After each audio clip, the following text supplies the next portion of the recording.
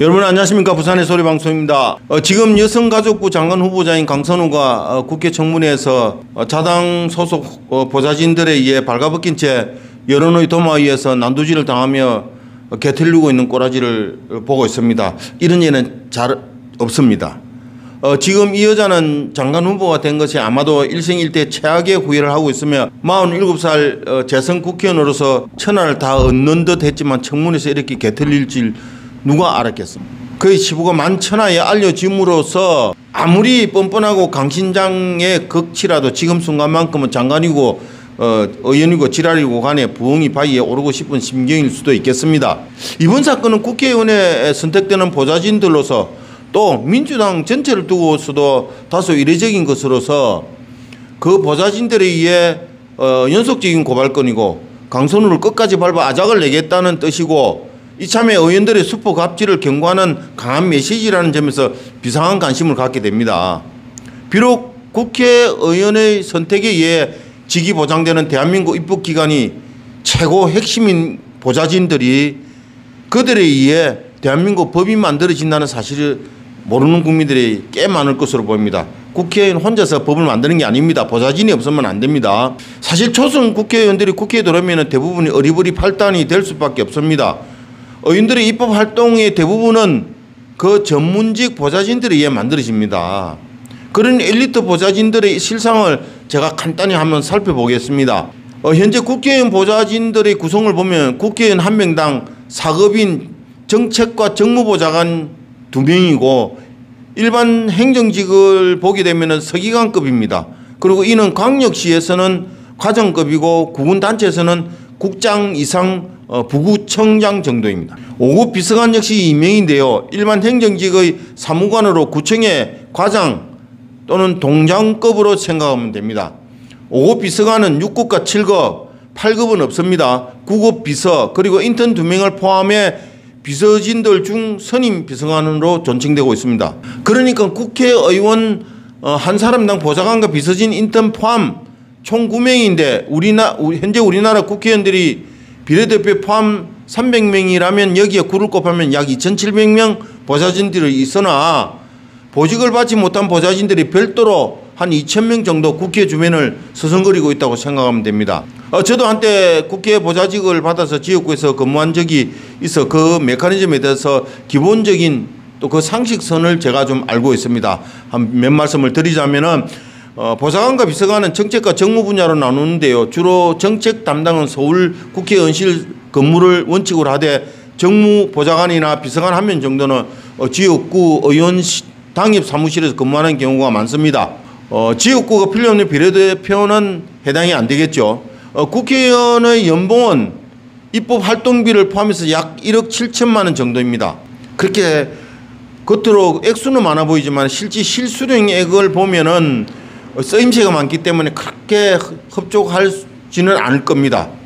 그리고 4급 보좌관들의 연봉은 호봉수에 따라 다르지만 대략적 높은 15봉 정도라면 기본급 7천만 원에 수당을 포함하면 연봉이 총 수령은 한 8,300에서 8,700만 원까지 정도 됩니다. 그 5급 비서관도 15봉 경우에는 기본급이 6,300만 원이고 총 연봉 7,500만 원을 받는데 그중에는 상여금이나 정액급식비, 직급보조비, 가족수당 등 포함이 됩니다.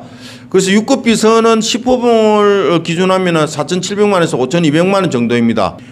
보좌관 비서관은 옛날로 치면은 조선시대의 벼슬로 죽은 후 비석에 간직을 새기기도 한다 합니다. 따라서 국회의원 서울 사무실과 지역구를 운영하는 데 있어 조금의 차는 있어도 대체적으로 비슷한 업무 분담을 하는데요. 우선 서울지 의원 사무실이 중심이 되어 구성은 되겠지만 지역구도 만만치 않기 때문에 지역구 당협 사무실 운영 핵심인 사무국장과 조직부장, 수행 비서를 같이 겸하게 되죠. 여성부장, 사무실 잡무를 보는 여직원 등으로 총 한 4명 정도가 되는 게 일반적입니다. 직원들이 많으면 조직 관리 등 유용하게 이용할 수는 있겠지만은 유급 직원 숫자가 늘어나게 되면 그만큼 지출이 많아지게 되고 비공식적으로 국회의원의 사비 지출이 많아지게 되겠죠. 그런데 국회의원들이 개인 사비를 트는 인간은 거의 없다고 보면 됩니다. 국회의원은 정책개발 및 운영 경비로 연간 약 8천만 원과 후원금 1억 5천만 원 정도인데요. 이 돈으로 정치활동, 입법활동, 정책개발, 지역구 사무실 운영, 이 중에는 뭐 조직부장이나 여성부장이나 이런 사람들 지금 월급이 별도로 또 나가야 됩니다. 그 다음에 차량 유지비, 통신비, 물품 구입비 등으로 사용됩니다. 물론 사적인 차량 구입이나 개인 목적으로 사용되는 것은 절대 안 되며 선거법과 연계됩니다. 따라서 지역구 사무국장이 선거법 관련해서 벌금 300만 원 받으면 국회의원의 목이 날아갑니다. 그래서 매우 조심해야 되겠죠. 그러나 보좌관의 개인 비리는 국회의원 모가지하고는 전혀 무관합니다. 우리가 궁금한 것 중 하나로 국회의원들의 교통수단으로 사용되는 비행기 사기나 철도, 심지어는 렌트카 택시 비용도 국회 예산으로 전액 지원이 됩니다. 물론 영수증을 첨부해야겠죠. 그러니까 본인 부담은 거의 없다고 생각하면 됩니다. 따라서 지역구를 가진 국회의원 소속 보좌진들의 직무 형태를 보면 거의 서울 국회 사무실에 편중되어 있지만 지역구 관리 차원에서 후원금이나 정책개발비로 사무국장 등 직원들에게 월급을 주는 것과 사무실 운영에는 굉장히 엄청난 돈이 많이 들어가기 때문에 지역구 사무실 직원에게 이제 사무국장에 해당되는 경우가 많죠. 정무직 4급과 또는 5급 비서관직이 주어지며 국회 사무처 소속으로 임금이 나가는 것이 관례적입니다. 그렇다고 입법부 보좌직을 지역구에 많이 할애하게 되면은 전작 입법활동에 지장을 많이 초래하겠습니다. 따라서 지역구를 관리하는 사무국장 산하인 수행비서나 또는 조직부장에게 별도 임금이 지출되며 여성부장이나 여성직원 몫으로도 지출이 되는데 대충 이 경우에는 서울 근무 인턴 한 명이 주어지는데 인턴은 1년에 계속 근무를 할 수 없어 6개월 또는 10개월 단위로 계약을 원칙으로 하되 인턴 월급은 그렇게 많지 않습니다. 최저 시급에 걸맞는 200만 원에서 많게는 230만 원인데요. 이럴 경우 주로 이제 보좌진 인건비와 예산 일부를 이제 활용해 지급되는 경우가 많습니다.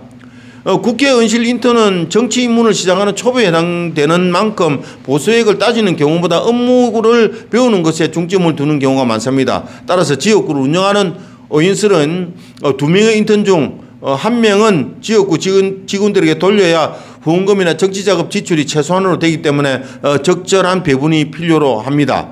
따라서 1년 단위로 이제 국회의원이 의정활동을 하는 홍보에 드는 비용도 책자 만든다 뭐 이래서 굉장히 그 돈이 많이 들어가기 때문에 어떤 그 활동비나 의정 그 후보 홍보비로 가지고 허투루 쓸 수 있는 여윳돈이 거의 없습니다. 가끔 국회의원들이 비리가 언론에 거론되는 것 중 거의가 청탁에 의한 금전적인 것들로 구설수에 오르지만은 심지어는 배지가 떨어지는 경우도 있습니다. 자, 그렇다면은 서울의 의원 사무실의 구성을 보면은 대체적으로 보좌관 2명을 다 쓰는 경우도 있지만 들어는 지역구 사무국장에 돌아가는 경우도 있고 사정에 따라서는 5급 비서관직을 지역구로 돌리기도 합니다. 6급 비서도 입법 활동하는 경우가 많아 의원실 사정에 따라 서울 근무가 많고 7급 비서는 주로 서울에서 차량 및 수행을 담당하며 9급은 서울 사무실 담당 여직원에게 많이 주어집니다.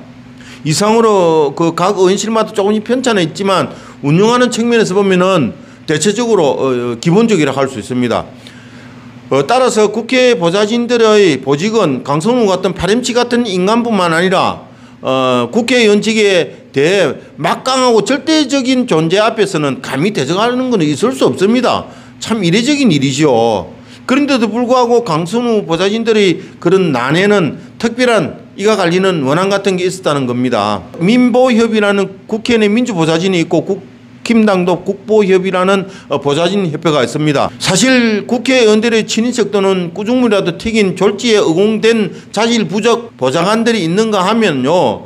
그 외에는 전혀 다른 전문직을 가진 실력가들이 대부분입니다. 이들은 굉장히 학력도 좋습니다. 그리고 전문성과 오랜 보좌진 생활에서 가진 노하우로 인기가 있고 실력 있는 보좌진들은요. 총선 직후 스카웃되는 게 통상적이며 따라서 이들은 여야의 정치 생활할 때는 어느 정당에 지우지 않고 소속되는 경우도 많습니다.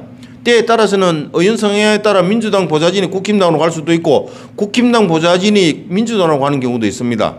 그러나 이들 보좌관들이 비록 하루살이 지길지라도 보좌관 출신들 중 국회로 입성하는 경우가 매우 많습니다. 그만큼 실력파가 많다는 겁니다.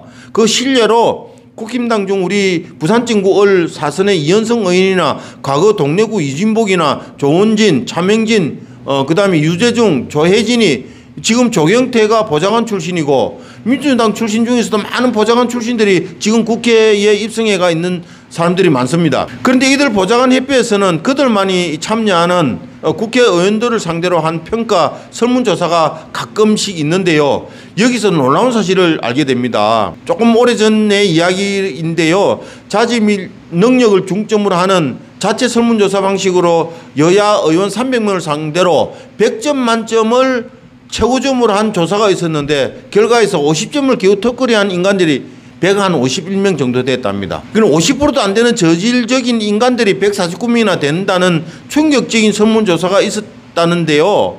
그나마 평균 51점 이상 턱걸이 했다는 그 151명 의원 중에서도 85%는 약 130명 정도는 51점, 52점, 53점 그 틀에서 놀았다는 겁니다. 그러니까 국회의 총 300명 중 약 15명이나 20명 외에는 전부 도찐 개찐 저런 강선우 같은 수사반 인간들이 대부분이라는 말입니다. 특히 국힘당보다는 민주당 국회들은 자질이나 능력을 위주로 뽑는 게 아니고 전과가 많고 전투력이 좋은 것들을 우선하다 보니 이들의 자질 논의야 뭐 물어보면 뭐 하겠습니까? 이번 그 피통명이 지명한 장관 후보자들 몇 명이나 한번 보십시오. 이게 짐승들이나 다름없지 어디 자유민주주의 정부를 주관하는 국무위원 자격이나 되겠습니까? 요즘 간혹 유튜브를 보면요 강아지 새끼나 짐승들이 하는 짓거리 보면 차라리 이뻐 보이기도 합니다. 사람 말귀를 알아들어요. 하긴 뭐 피통명이나 총리라는 인간을 보십시오. 그나물의 겁밥이고 걸레는 빨아도 걸레지 행주가 될 수 있는 건 아니지 않습니까? 걸레를 아무 씻고 빨아도 행주로 쓸 수 있겠습니까? 아무튼 이왕 망해먹을 거라면은 철저히 확실하게 망해가야 되겠습니다. 우리는 그것을 지켜보겠습니다. 그리고 우리는 끝까지 싸워야겠습니다. 감사합니다.